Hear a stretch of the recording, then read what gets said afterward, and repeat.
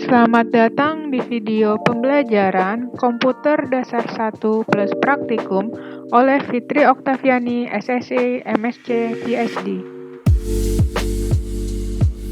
Assalamualaikum warahmatullahi wabarakatuh. Perkenalkan, saya Fitri Oktaviani, dosen dari program studi Teknik Instrumentasi dan Elektronika Migas, Kampus Sekolah Tinggi Teknologi Migas di Balikpapan, Kalimantan Timur. Pada kesempatan kali ini, saya akan mendemonstrasikan salah satu mata kuliah yang saya ajar, yaitu Komputer Dasar 1 plus Praktikum. Di mana pada mata kuliah Komputer 1 ini merupakan mata kuliah dasar untuk membekali mahasiswa dalam pengetahuan sistem komputer, perangkat keras dan perangkat lunak, aplikasi perkantoran seperti PowerPoint dan Microsoft Excel, serta dasar-dasar algoritma sebagai fondasi dalam komputasi. Kompetensi tersebut sangat penting karena hampir seluruh bidang keteknikan saat ini menggunakan komputer sebagai sarana analisis, kemudian pengolahan data, pengendalian sistem, serta pengembangan perangkat berbasis digital. Materi yang saya ajarkan juga memiliki keterkaitan erat dengan bidang keilmuan saya, yaitu rekayasa elektro, khususnya pada bidang fisika instrumentasi, di mana basic dari pendidikan saya pada saat S1 yaitu fisika MIPA, konsentrasi fisika instrumentasi, S2 fisika MIPA, konsentrasi laser, dan S3 di teknik elektro dan komputasi, konsentrasi fotonik. Kombinasi keilmuan tersebut memberikan landasan yang kuat dalam memahami hubungan antara prinsip-prinsip fisika, sistem instrumentasi, elektronika, serta teknologi komputasi. Dalam bidang fisika instrumentasi, komputer bukan hanya digunakan sebagai alat bantu administrasi, namun juga menjadi suatu sistem utama dalam instrumentasi modern. Berbagai sensor menghasilkan data yang harus diakusisi, diolah, dianalisis, dan ditampilkan menggunakan komputer. Demikian pula dengan sistem kendali, Internet of Things, otomasi industri, maupun sistem monitoring dari microcontroller, di mana seluruh proses tersebut diawali dengan kemampuan memahami logika komputasi dan algoritma. Oleh karena itu, melalui mata kuliah Komputer 1, mahasiswa diharapkan tidak hanya dapat menggunakan perangkat lunak komputer, namun juga dapat berpikir logis dan sistematis sebagai bekal untuk mempelajari mata kuliah lanjutan di bidang elektro dan instrumentasi.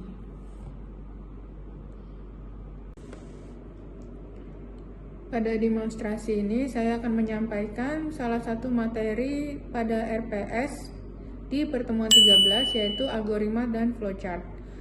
Pada materi algoritma dan flowchart, saya akan mengajarkan kepada mahasiswa langkah-langkah logis untuk penyelesaian masalah atau yang disebut problem solving. Kemudian, selain langkah-langkah logis, juga dilakukan secara sistematis. Ini dapat membangun pola pikir mahasiswa untuk mengambil keputusan secara logika dan menguraikannya menjadi langkah-langkah yang sesuai dengan algoritma. Pada pembelajaran di kelas, saya menerapkan pendekatan delivery, interaction, dan assessment atau yang disingkat DIA. Delivery di mana saya menggunakan media presentasi PowerPoint yang ditampilkan melalui LCD proyektor. Untuk interaction, pada tahap ini mahasiswa tidak hanya mendengarkan penjelasan, tetapi juga dilibatkan secara aktif dalam proses pembelajaran. Saya memberikan beberapa pertanyaan kepada mahasiswa mengenai pemahaman mereka, kemudian menganalisis bersama suatu studi kasus, dan mengambil kesimpulan yang didapatkan mengenai materi tersebut. Dengan kegiatan ini, mahasiswa diharapkan mampu mengembangkan kemampuan berpikir logis, sistematis, dan kritis sesuai dengan capaian pembelajaran yang telah ditetapkan pada RPS. Kemudian tahap terakhir yaitu asesmen. Penilaian dilakukan untuk mengetahui ketercapaian sub-CPMK pada pertemuan ini. Di asesmen, saya memberikan tugas, kuis dalam bentuk presentasi, dan juga praktikum untuk mengevaluasi sejauh mana mahasiswa telah mencapai kemampuan yang diharapkan dan memberikan umpan balik untuk perbaikan pada pembelajaran berikutnya. Berikut adalah video pembelajaran saya di dalam kelas materi algoritma dan flowchart.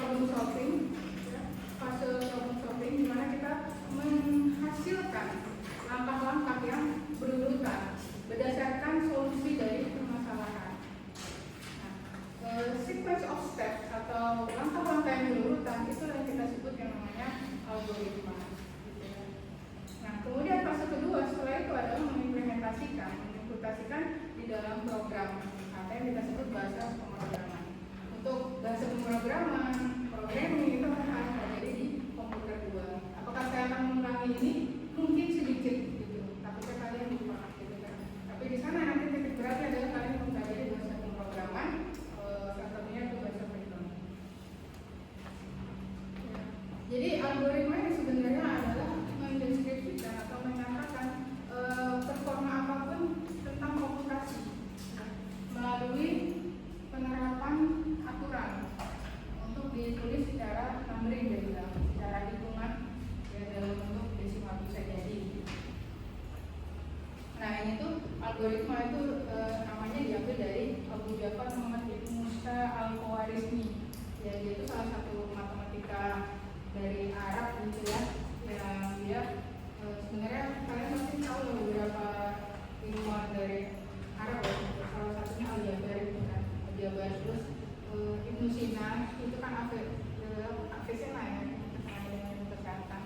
algoritma pun juga kan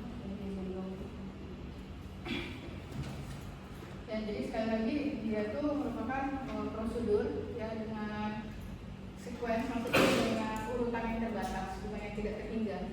Dalam artian kalau dia ada mulai berarti dia ada akhir. Nah, nanti ini dia akan dibawa di flowchart. Setiap flowchart itu diawali dengan kata mulai, ditutup dengan kata akhir atau selesai.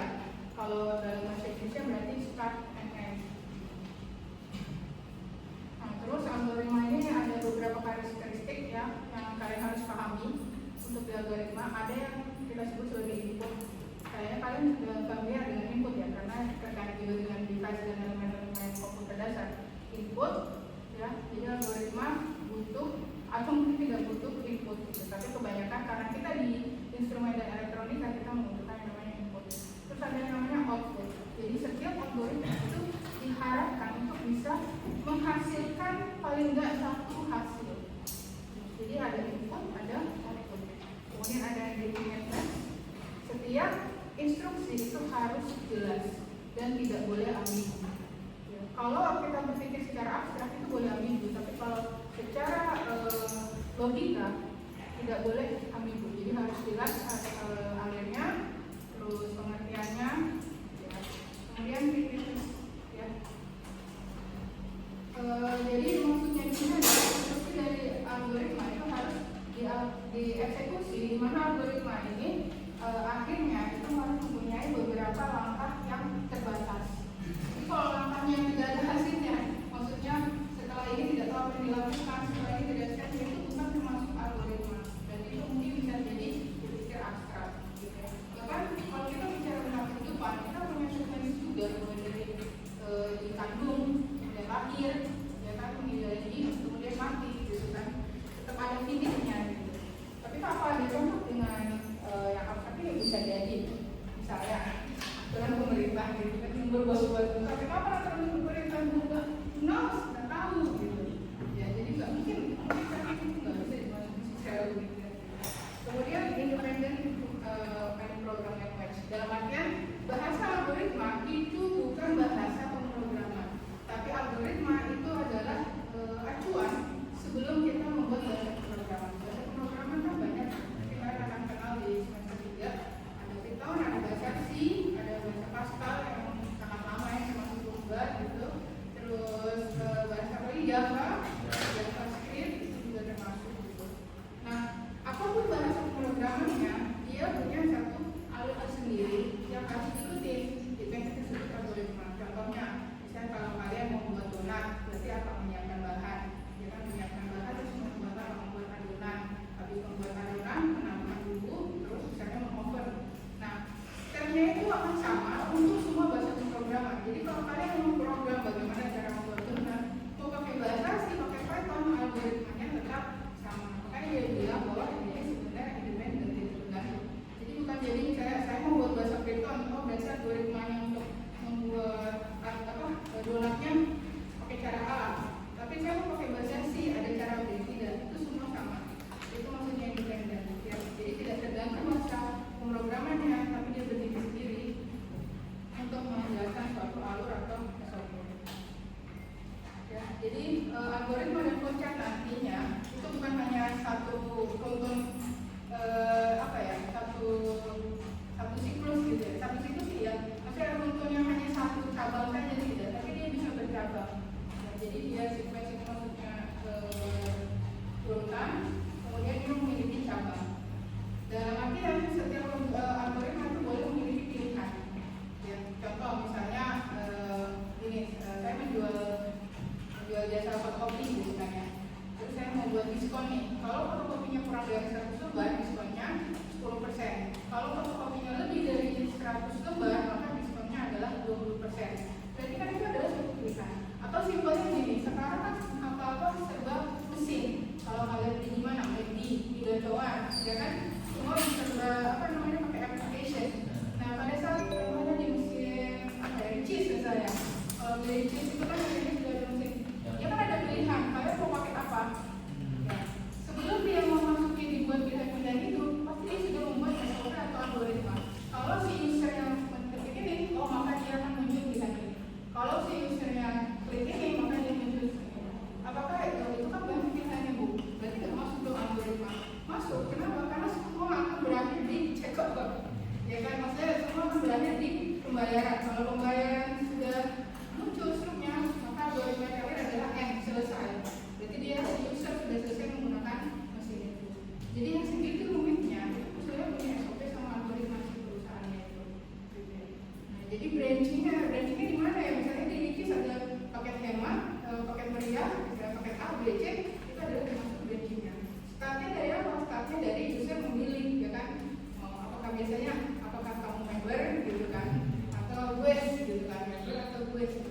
Bahkan pada saat kalian memainkan game, ya itu algoritmanya sangat rumit, ya kan? Pertama main game apa? Login, pilih karakter, misalnya pilih senjata, itu kan algoritma yang lebih gampang.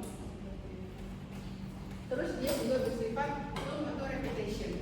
Jadi ada satu SOP dari suatu kerja yang dia harus berulang. Jadi kalau tidak selesai, dia harus mengulangi siklusnya. Itu namanya loop atau repetition. Oke, jadi bagaimana untuk menulis algoritma? Ini satu contoh untuk menghitung luas dari suatu segi panjang gitu ya. Jadi dia inputnya bisa jadi panjangnya dan lebar, ya kan? Jadi algoritmanya adalah menginput panjang dan lebar. Hasilnya apa? Outputnya apa? Itu kan input. Outputnya apa? Luas, yaitu luas sama dengan panjang dikali lebar.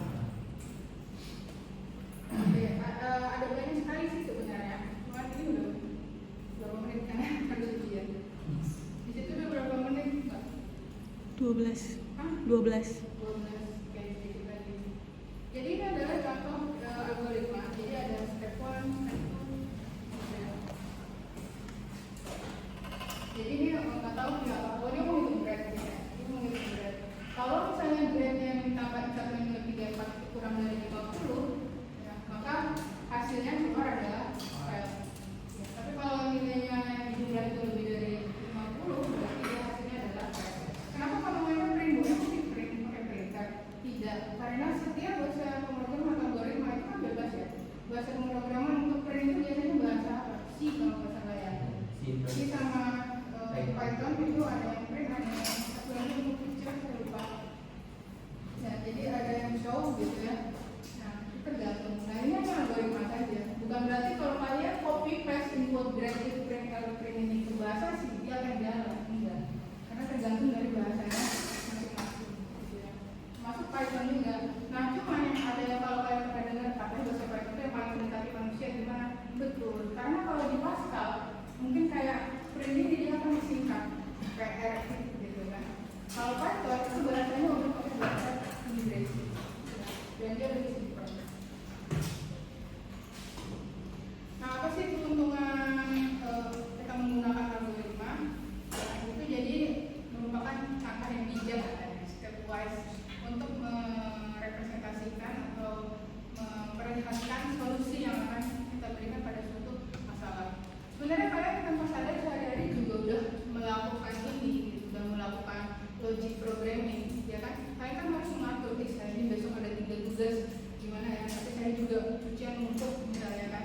Tapi saya juga harus ngantar mama ke pasar misalnya gitu. Kalian tanpa sadar sudah merancang di sini. Oh, saya akan ngantar mama dulu, terus saya akan mengerjakan tugas 1, terus saya istirahat, saya makan, saya mengerjakan tugas 2. Kalian sebenarnya sudah berpikir secara logic programming dalam sehari-hari. Bedanya adalah nanti pada saat di perkuliahan berarti kalian harus menuangkan itu entah dalam bentuk SOP atau dalam bentuk flowchart gitu ya. Nah, flowchart akan lebih mudah kalau kalian sudah mengerti sistematik dari algoritma. Sebenarnya kalau waktu kita banyak, saya biasanya mencontohkan satu kasus, terus kalian disuruh membuat untungan speknya. Step 1 apa, step 2 apa, step 3 apa. Misalnya kayak bagaimana jika saya mau mengganti ban motor gitu. Terus step 1-nya apa, step 2-nya apa, step 3-nya apa gitu. Itu biasa latihannya. Tapi mungkin kalau misalnya komputer 2 masih saya lagi nanti akan ditinggal ke arah ke pas komputer 2 gitu. Ya, jadi ini adalah contoh bentuknya, skornya. Ya, jadi isinya dari yang ini tadi itu bisa dijabarkan seperti ini. 1 start, 2 sum itu kan menjumlahkan. Kalau ada yang nggak tahu, gawat ini. Kita kan Excelnya kata-kata ini kan sum. Jadi mendapatkan hasil yang pertama, hasil yang kedua, hasil yang ketiga, 4, 5, 6, baru ada baru stop. Ya, jadi wajib kalau di algoritma sama proses itu ada mulai dan ada akhir. Gitu ya. Oke, sebenarnya banyak problem praktisnya. Cuma karena kita juga mau ujian Excel habis ini, mungkin akan saya lanjut di komputer 2 juga kita ketemu lagi gitu ya. Apa ada pertanyaan? Jelas? Kalau ada pertanyaan saya mau tanya. Jadi apa itu algoritma menurut kalian? Bisa. Algoritma wajibnya mengandung apa saja?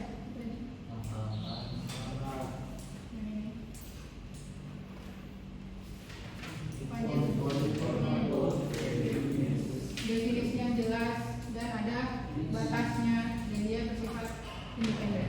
Oke? Jadi kalau nggak ada pertanyaan mungkin tentang algoritma ini aja. Saya terusin sedikit dengan flowchart. Tapi saya tutup dulu ya buat algoritma ya. Demikian video pembelajaran mata kuliah Komputer 1 plus Praktikum. Sekian yang dapat saya sampaikan. Terima kasih. Wassalamualaikum warahmatullahi wabarakatuh.